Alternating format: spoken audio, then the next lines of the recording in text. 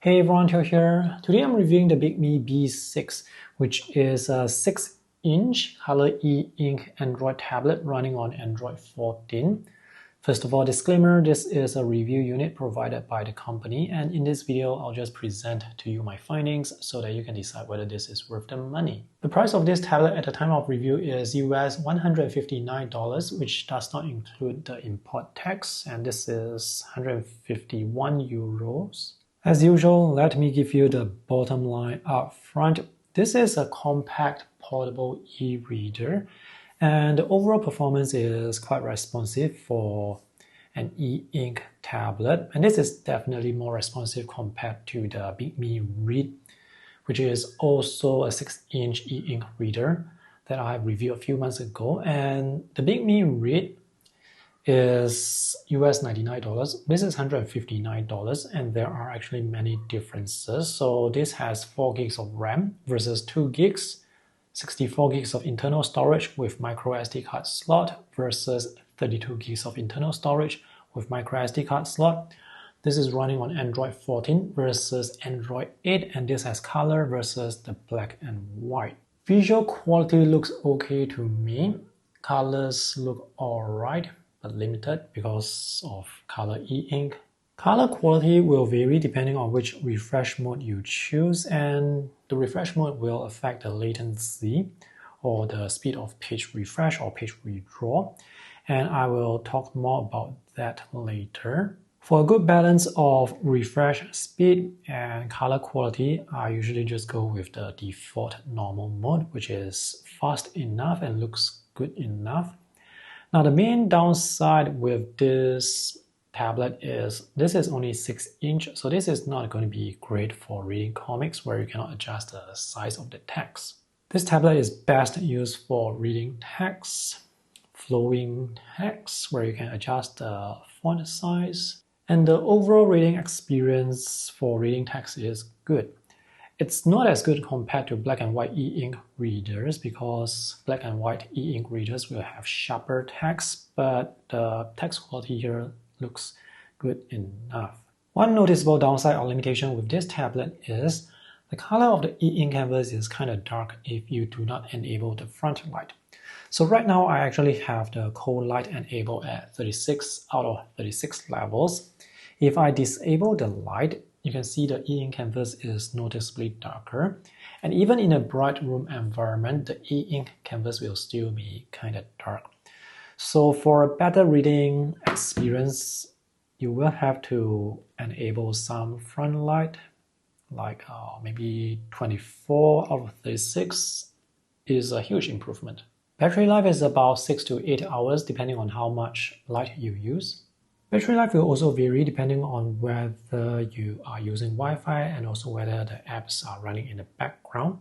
Now, in the settings, you can actually set the tablet to disable Wi-Fi and Bluetooth when the tablet goes to sleep. So when the tablet is sleeping, it does not drain too much battery life, which is good. Overnight battery drain with this tablet is not an issue, and you will have to use some lighting. Oh, there is Google Play Store. Oh, another downside is this toolbar at the bottom.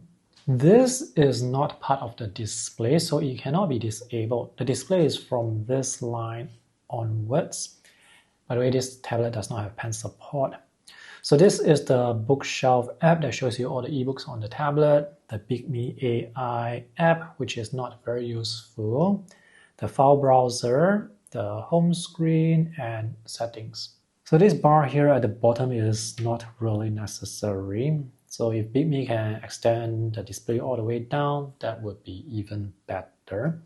So those are the main pros and cons. And the back is very susceptible to fingerprints. Okay, so I think overall it's a decent tablet selling at a, I would say, reasonable price. So on to the full review. Let's take a look at the items included with the purchase. For this review unit that I have, there is the tablet, USB-A to USB-C charging cable, SIM ejector. For the retail unit, you will get a magnetic flip case, which I do not have here, and you can choose different colors for the flip case. And now let's take a closer look at the design of this tablet. So for this review, I'm going to have the front light, the cold light, set to 24 out of 36 so that the contrast is better. If I have this at 0, you can see the e-ink canvas is kind of dark. So for this tablet, I feel like you almost always have to enable some level of front light. So this is a pretty compact and portable tablet. I can hold this easily in one hand, even though my hand is actually considered quite small. The weight is 176 grams, so this is kind of lightweight for carrying around. And this is going to be light enough, even with the magnetic case included. Bezels are quite thin and uniform on all four sides. The corners are rounded off, but the display is not. And this is a matte textured display with anti-glare. The anti-glare works fine, but I would prefer to have less glare because this is still kind of bright when there are reflections on the display. Anyway, when there are no reflections on the display, this is the quality you can expect. The tablet is not too thick, and on the back this is matte textured and very susceptible to fingerprints, and this is actually quite difficult to wipe off. At the top there is a red power button. There is no fingerprint scanner, and this tablet does not have a camera, so there is no face unlock, so there is no biometric unlock with this tablet. This is the speaker, and the audio sounds slightly hollow, but it's not too bad. That's the microSD card slot, USB-C charging port with USB 2 transfer speed. This tablet does not have volume buttons and no page flip buttons, and there is no 3.5mm audio jack. So the first thing you may want to do is to go into settings and reduce the volume all the way down to 0, because sometimes when you open an app that you install from Google Play Store and that app plays a video, it may make some noise. This display is almost laminated, but there is a tiny gap between the surface and the e-ink canvas. If you look at the left edge, you can see some cast shadow from the left edge because my big window is on the left, and if I turn it here, you can see the cast shadow has moved to this edge. Anyway, the display looks laminated enough, and the so-called e-ink looks like it's on the surface of the display. Let's talk about the visual quality of this display. The display size is 6 inch. The resolution is 1072 by 1448. Pixel density for black and white is 300 ppi, and for color it's 150 ppi. Visual quality or sharpness of the text will vary depending on which refresh mode you use, and what you see here is the default refresh mode, the normal refresh mode. Here's a close-up on the text quality with default refresh mode, and you can see there are some rough edges with the text, and also you may see some texture on the e-ink canvas if you look really close. Next, I'm going to switch over to the magazine refresh mode. Okay, so now the text looks better. The edges are sharper. And I'm going to switch over to comic. So this is comic, and the quality is similar to magazine. Next, the video mode. So video mode has the same visual quality as default mode, so you can see the text is rougher at the edges. So magazine and comic refresh mode will have better visual quality, but the downside is there is more latency. So as I flip this page, notice the page would flip slowly. Now let me switch to the default mode again and flip this page. So now the page flip is smoother and much faster and feels more responsive. Next, I want to show you the color wheel to talk more about color quality.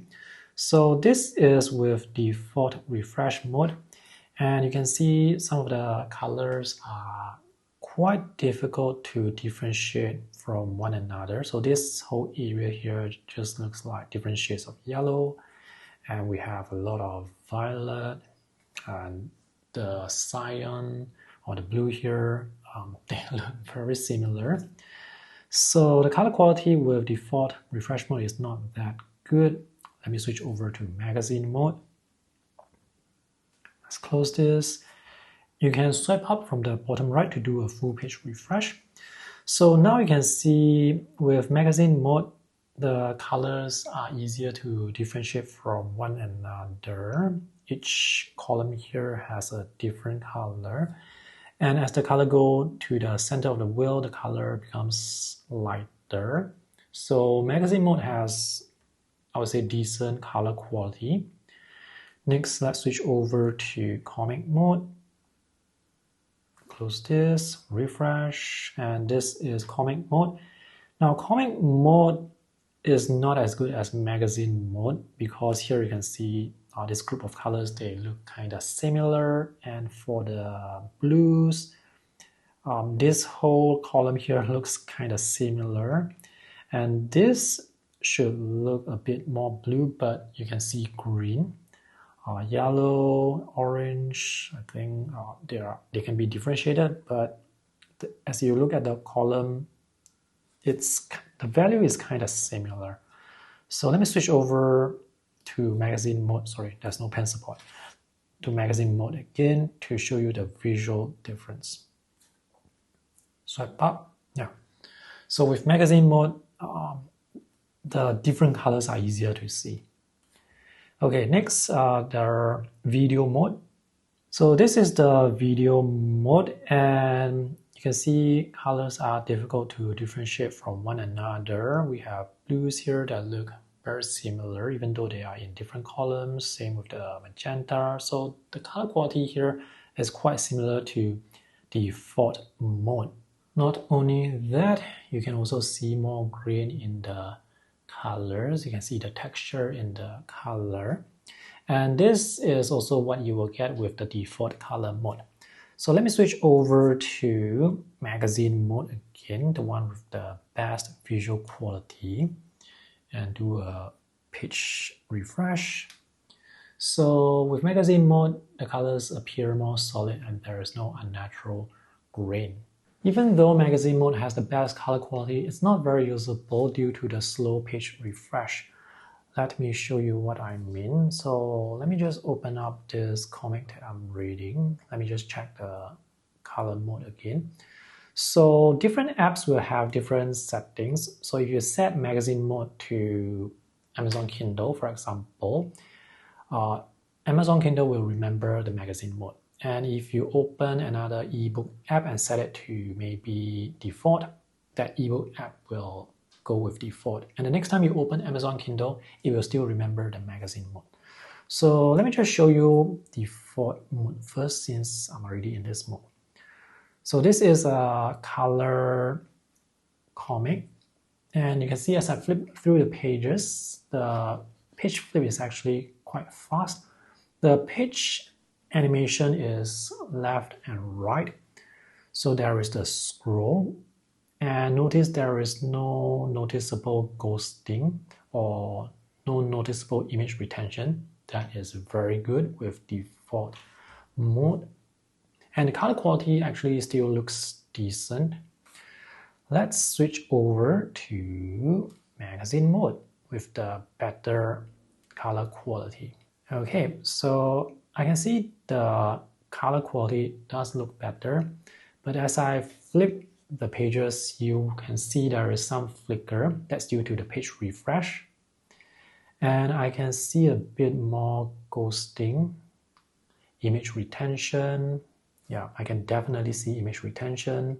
Can you see the words here and the background here? So that's image retention or ghosting.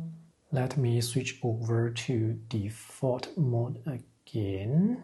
Close this, refresh. So this is clean now, and I'm going to turn this page a few times and go back to this same page again. Go to this page. You can see the text here.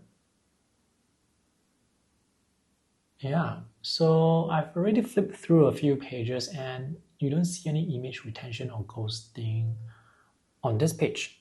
The colors may not look as saturated compared to magazine mode or comic mode, but the responsiveness is very much better. So this is the more usable refresh mode for me.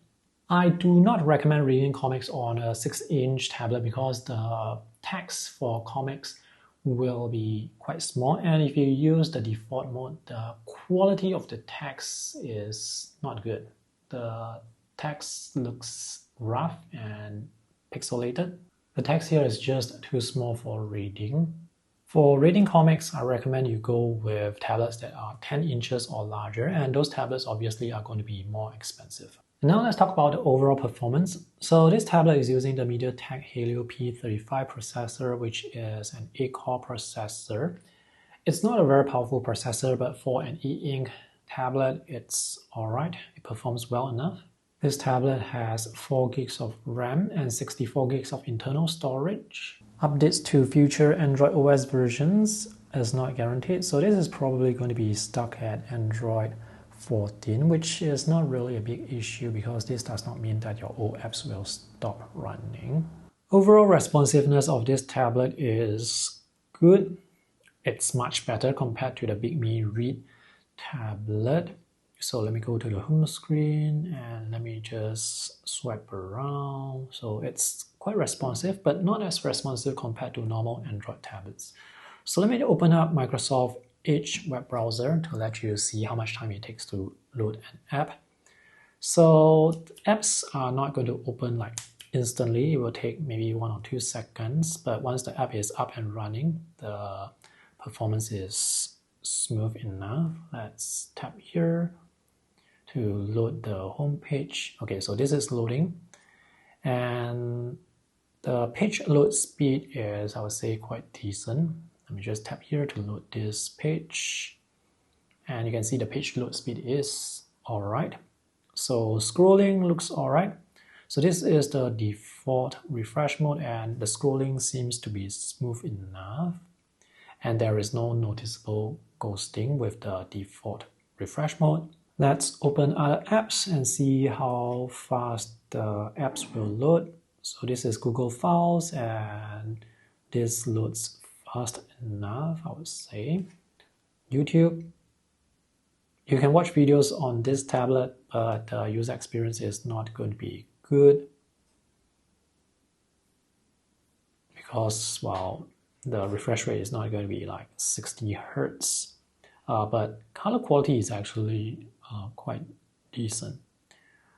Let's open Google Maps. By the way, you can swipe up here on the bottom left, okay, to get into the app switcher. So I was talking about Google Maps. Let me zoom in. Due to the lack of colors with the e-ink display, when I zoom in, I actually cannot see the individual buildings because of the limited colors. If you want to see the buildings, you can actually choose or switch to different refresh mode. Let me switch over to magazine and see if there are any changes. Okay, there is an improvement. So now you can sort of see the individual buildings, but it's still very difficult to see. And due to the slower page refresh, this is almost unusable. So let me switch over to default. And speaking of limited color, sometimes when you have a text box on the web page, for example, you may not be able to see where the text box is because the text box is difficult to see. For example, here the text box is up there because you know it's up there. But if you do not know where the text box is, it can be quite difficult to see where's the text box because there's no outline, there's no box. So yeah, that's the limitation with color e-ink. Let's talk more about the settings. You do not need a Bigme account in order to use this tablet. So under display is where you can set the different lighting. So we have lights off, daytime, night, or you can customize your own lighting. So I'm going to have cool light at 36. So next time you use custom, this will be the setting you will get. You can customize the sleep time. Let's go back. Let's look at power. Nothing interesting here. There is gesture. So when you swipe from the bottom left, you go into the app switcher. From the center up, you get a home screen, and from the right up, you get full page refresh. You can set the left and right edges to adjust the lighting. So for warm light, I have set the left edge to adjust that, and for cool light, I have set the right edge. And this is the back, which is the usual Android back. You can swipe from left or right. Let's go back here. Floating ball is very useful. Floating ball, let me just go to the home screen. Floating ball is this little ball here. You can tap, and there are 9 shortcuts you can customize. So let me find out where's that shortcut. Okay, so these are the different shortcuts you can customize. You can just tap here, for example, and choose from the pre-programmed shortcuts to set to that button, one of the 9 buttons for the floating ball. If you use any of the Bigme apps, you can actually connect the tablet to Bigme server and save some of the files over if you want to. Under system is where you can update the firmware or OS. In this case, testing version 1.5.0. And that's pretty much it for the settings. Oh, if you swipe down from the top right, this is the control panel. E-Ink Center is called App Configuration. If you tap here, you can see these are the different refresh modes. So this is the E-Ink Center. Let me just close that.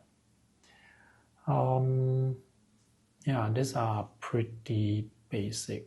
So when you swipe down, you can change the lighting very quickly, or you can use the sliders that you saw earlier. And if you swipe down from the top left, well, these are the notifications. Let's look at the 5 buttons here at the bottom. So this is not part of the display. This is actually a capacitive touch bar. So if you tap here, this will show you all the ebooks that are in your tablet. And this is the Bigme AI app, which is not very useful. Let me ask the AI a very simple question. What is the time and day today? By the way, the typing experience is quite good, responsive enough. So let's send this to Bigme AI, and it's thinking. And it says that I am unable to provide real-time information because this app is not connected to the internet. Now you can choose another AI model called DeepSeek, and I'm going to ask the same question again. And this is with DeepSeek. So let's send. It's thinking, and it is talking a lot. It has a lot of useless information, but it does not have the time and day for me. If you want to use AI, just go to Google Play Store and install your favorite AI app, because the AI app here is kind of useless. So this is the file browser, the default file browser for Bigme. This is the home screen and the settings. All right, to conclude, I would say this is a decent e-reader. It's compact, portable, easy to bring around. This 6-inch tablet is mostly for reading text. Having colors is a bonus, but for reading text, you don't really need colors because text is in black and white. So colors is nice to have. Now notice as I opened that app Libby, it took some time to load. Even if you have a few apps in memory, like this, sometimes when you reopen that app may still reload. Okay, what was I saying? So this tablet is mostly for reading text, and with text you don't really need colors. So having colors here is just a bonus. I do not recommend this tablet for reading comics because the display size is just too small. So the battery life is alright. I wish the battery life could be longer, but battery life is actually alright, 6 to 8 hours depending on the lighting. And speaking of lighting, I have to mention the downside again. The color e-ink canvas is kind of dark, so you will almost always need to enable lighting. But even with lighting, the battery life is 6 to 8 hours, so I guess it's not that bad. I do not follow the release of e-readers that often, and I do not review that many e-readers, so I cannot tell you whether the price of $159 is competitive compared to other brands. But from the overall experience that I have with this tablet, I would say it's a reasonable price. Alright, so if you guys are interested to buy this, you can check out the purchase links in the video description below. I hope this review is useful. Thanks for watching. See you guys in the next video. Bye.